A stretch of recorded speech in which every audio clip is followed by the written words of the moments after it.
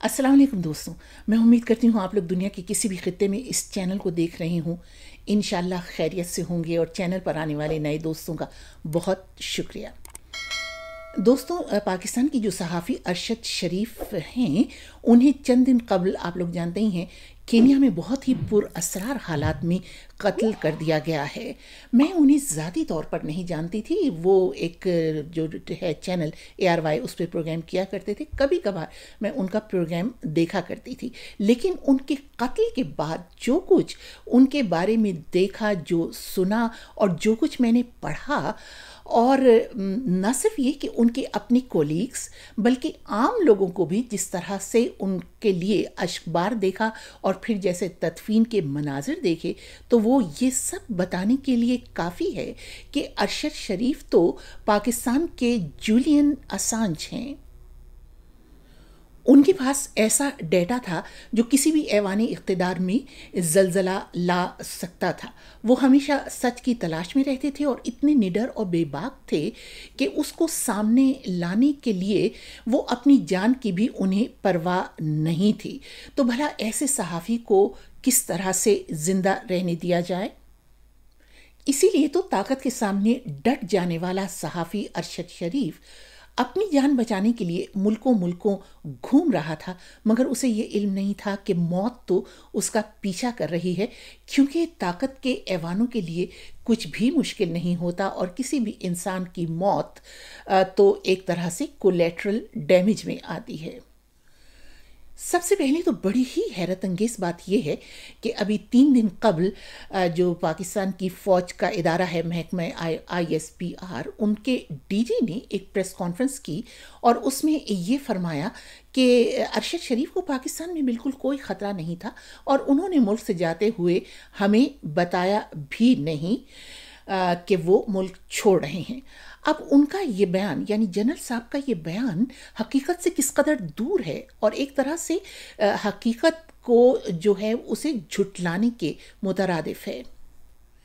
एक ऐसा सहाफ़ी जो अपने घर का अकेला मर्द हो, वो अपने छोटे छोटे बच्चों और अपनी ज़ईफ़ वालदा को छोड़कर भला मुल्क से क्यों जाता? और गए भी तो ऐसे कि ये भी इल्म नहीं था घर वालों को कि वापस कब आएंगे, और ना ये मालूम था कि वो किस मुल्क में रह रहे हैं और कब तक। अब क्या इस हकीकत को झुटलाया जा सकता है कि उनके खिलाफ 18 मुकदमात दर्ज थे, जिसके लिए वो जाहिर है कि उनको अदालतों के चक्कर भी लगाने पड़ते और फिर वकीलों की फ़ीसें भी अदा करनी पड़ती, और ये कि उन्होंने इसका बारहा इजहार किया अपने दोस्तों के सामने भी और सदर पाकिस्तान को भी लिखा, और जो मुल्क के चीफ जस्टिस हैं उनको भी ये लिखा कि उनकी ज़िंदगी के गिर्द किस कदर ख़तरात मंडला रहे हैं। और बिल आखिर उनके जो अंदेशे थे वो बिल्कुल दुरुस्त साबित हुए। उनको बाकायदा मनसूबाबंदी के तहत कत्ल किया गया है, क्योंकि जिस अंदाज में, पुरअसरार अंदाज में और बेईमाना तरीके से कत्ल किया गया है, तो ये बताने के लिए काफ़ी है कि ये कोई ऐसा ही कत्ल, ऐसा वैसा कत्ल नहीं था, बल्कि इसकी बाकायदा मनसूबाबंदी की गई है। लेकिन अपनी प्रेस कॉन्फ्रेंस में DG ISPR ने इस तमाम जो वाक़या है, अंदरनाक वाक़या, इसका रुख एक तरह से जो खैबर पख्तूनख्वा में PTI की हुकूमत है उसकी जानिब मोड़ दिया और ये कहा कि ये जो डेथ वारंट था, ये PTI की हुकूमत ने वहाँ पर, यानी सूबाई हुकूमत ने जारी किया था।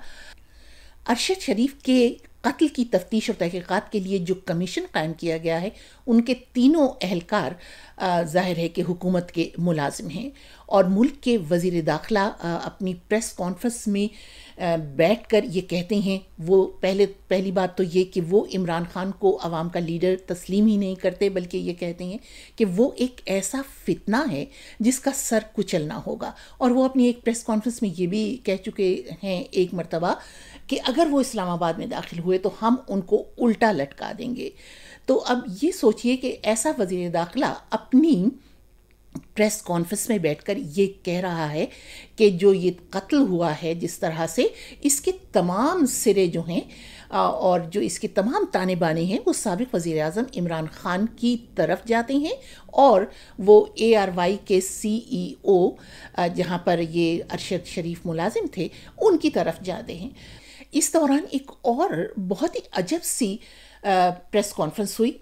پی ٹی آئی کے بہت ہی قریبی ساتھی سمجھے جانے والے سابق رکن اسمبلی، سابق سینیٹر فیصل واؤڈا نے یہ کہا پریس کانفرنس میں کہ یہ جو قتل ہوا ہے یا یہ جو واردات ہوئی ہے، اس کا پاکستان کی جو فوجی ایجنسی ہے اس سے قطعی کوئی تعلق نہیں ہے، اور انہوں نے یہ بات بہت یقین سے کہی۔ تو اب سوال یہ پیدا ہوتا ہے کہ انہیں یہ کہنے کی ضرورت کیوں پیش آئی؟ تو صاف یہ نظر آتا ہے کہ اس تفتیش کو اس طرح سے گنجلک بنایا جانا مقصود ہے کہ کبھی بھی اس قتل کا سرا مل ہی نہ سکے۔ دوسری جانب جو کینیا کے حالات ہیں، وہ تو جو معاملات ہیں وہ تو اس قدر پر اسرار ہیں کہ شاید تفتیشی ٹیم کے لیے کوئی سرا ڈھونڈنا بہت ہی مشکل ہوگا۔ ترکی کے ایک روزنامے کے مطابق جو ارشد شریف کے ساتھ جو دو اور لوگ تھے، خرم اور وقار، وہ لوگ اسلحے کے تاجر ہیں۔ اگر انہیں ہائر کیا گیا ہے تو کس نے ہائر کیا گیا ہے، شاید یہ کبھی بھی منظر عام پر نہ آ سکے۔ اور یہ جو کمیشن جس کا میں نے ابھی ذکر کیا، اس کے 3 اہلکار ہیں جو حکومت پاکستان کے ملازم ہیں۔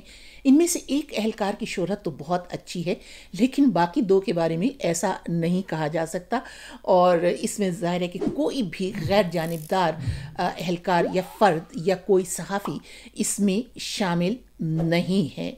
تو کیا واقعی یہ کمیشن جو قتل کے اصل محرکات اور اصل جو ہیں منصوبہ ساز ان تک پہنچ سکے گا؟ سب قرائن اور ملکی تاریخ یہی بتاتی ہے کہ ایسا ہونا ممکن نہیں ہے۔